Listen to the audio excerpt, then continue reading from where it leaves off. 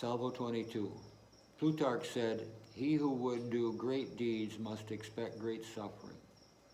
Keats said, "There is not a fiercer hell than the failure in a great object." What these poets knew had not escaped me in 1978 when I received my great Pontibus vision. Failure after failure tore me up. What I did not know after each failure was how right those poets indeed were, and exactly how intense would be the pain they predicted. My name is Larry Lee Slott. I am an American citizen living in Brazil for the past 26 years. In 1998, a Luxembourg banker, Stevens, Thomas and Partners, relayed a request for me to meet with Daphnia Milanovic and her late adversary, Cabo Frio banker, lawyer, and possible government agent, hawala multimillionaire Dayne Henry, formerly of Muskogee, brought me an offer of over $5 million. It was from an Arabic group, he said. I would have to plan the protection and deployment of a hemorrhagic virus as a bioweapon. He brought me to a property in Brasilia where he planned on constructing a P4 laboratory exclusively for me to build the vector. This was also in 1998, long before the Ebola vaccine was invented. One appalling stipulation was to guarantee continental USA's decimation. At the time, that was about 30 million souls. As peripheralized and familiar with megadeath as I was, the offers might have interested me. They certainly seemed to interest Dayne Henry. They did not interest me. I did not hate my country as it appeared he did. Had those offers interested me, Balkan history might be different. The former World Trade Center towers could still exist, and 30 million North Americans would not possibly contemplate this information. Dayne Henry may have been a de facto clandestine U.S. government agent trying to entrap me. He may have been a simple swindler or an avaricious traitor. I never knew and still do not. As assiduous as he was to recruit me, it appears to me now that he accepted money to convey my collusion and didn't want to return it. His failed financial inducements transmogrified into extortion, and the extortion escalated. He threatened my funds in his hawala bank and my children's lives. He was quite serious, embezzling many of my Brazilian assets needed for research and tax bargaining. Seed money I needed to help me raise the great habitat bridges also went to him. He offered to return my funds only if I would help him outfit the new lab and get to work. With my Boston lawyer, Richard Hindlian, I went to the FBI's Boston Legal Counsel in 1998. Explaining my precarious situation, I harbored no expectation of regaining my assets. I wanted no part of Henry or his treason talk and was hoping to show an absence of nefarious intent on my part. I don't know if my credibility suffered more from the implausibility of my situation, my global concerns, or my tax problem, but the FBI was of no help. Dayne Henry's associates said he could touch President Clinton and Brazil's federal police chief. I myself could not. Many people are not aware of how powerless they truly are when confronted by overwhelming influence in the form of wealthy and well-connected people. As a simple man, I tried to accomplish something that would have saved the planet a great deal of suffering. My failure has been monumental, but as you can see, it won't last much longer.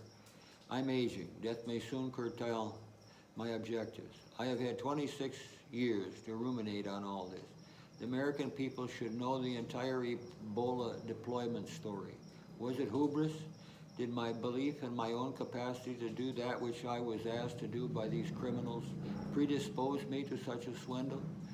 Was I just a simple dupe of an elaborate ruse to extort my money? Perhaps. The threats may have been a great way to get me to stay in the sidelines forever. My vulnerability was evident. My tax problem further detracted from my credibility and capacity to defend myself. The outlandishness of my dream certainly did not help convince anyone of my sanity. Embarrassment and fear for my children's safety may also have kept me manacled. Edmund Spencer said, "He that strives to touch the stars oft stumbles at a straw." Dayne Henry was my straw. The FBI appears to have done nothing to investigate my account of the matter.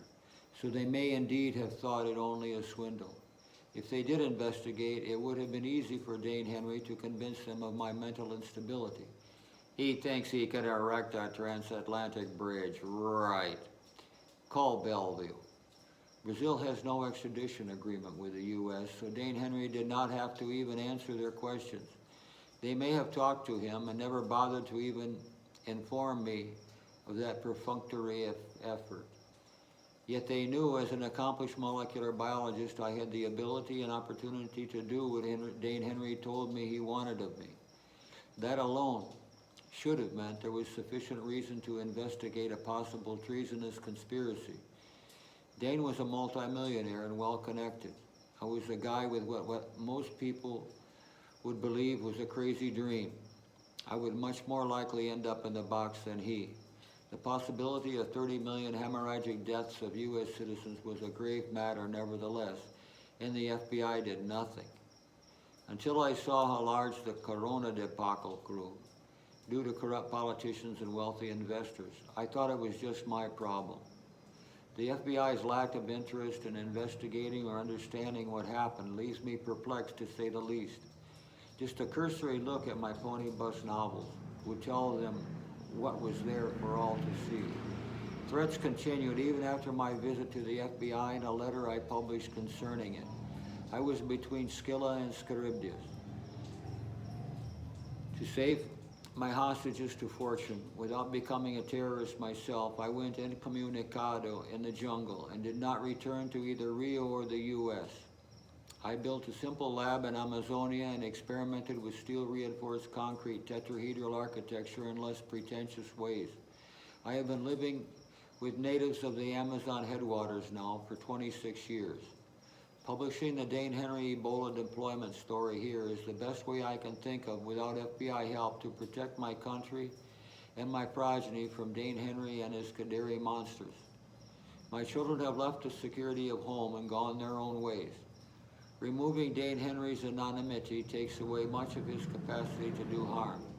Building the pony bus or disseminating its visualization will do more for my children and life in general positively than Dayne Henry's vengeance and his principles can do negatively.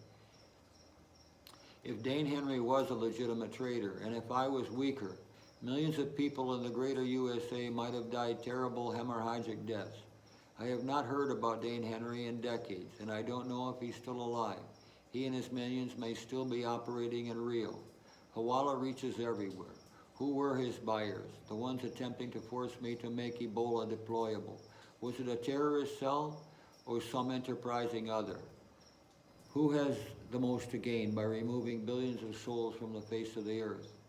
Norbert Wiener said that the independent scientist who is worth the slightest consideration as a scientist has a consecration which comes entirely from within himself, a vocation which demands the possibility of extreme, supreme self-sacrifice. Thank you for listening.